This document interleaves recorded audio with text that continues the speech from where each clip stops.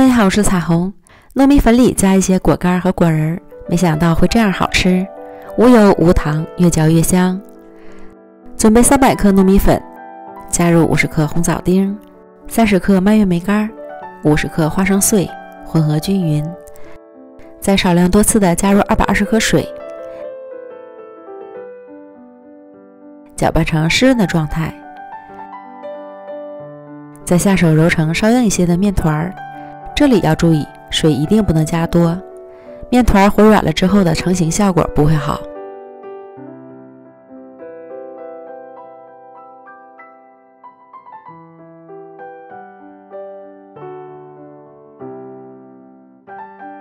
案板上撒一些面粉防粘，将面团整理好，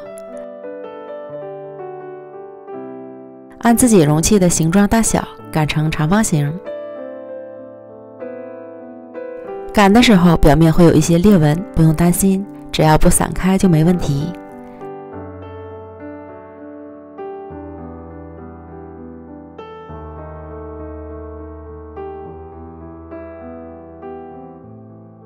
擀好之后放到容器里，容器里提前要铺好硅油纸，这样更方便脱模。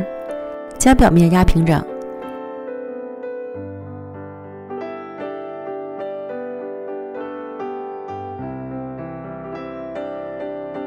然后上锅蒸熟，水烧开后蒸30分钟即可。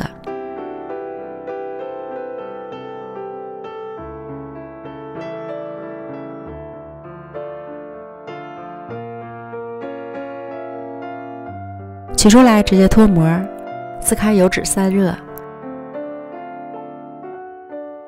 等凉透之后切成小块就可以开吃了。软糯又筋道，满满的果干和果仁，还有红枣自带的香甜，真的是越嚼越香。这里的果干和果仁，自己喜欢吃什么可以随意放，只要总重量控制好就没问题。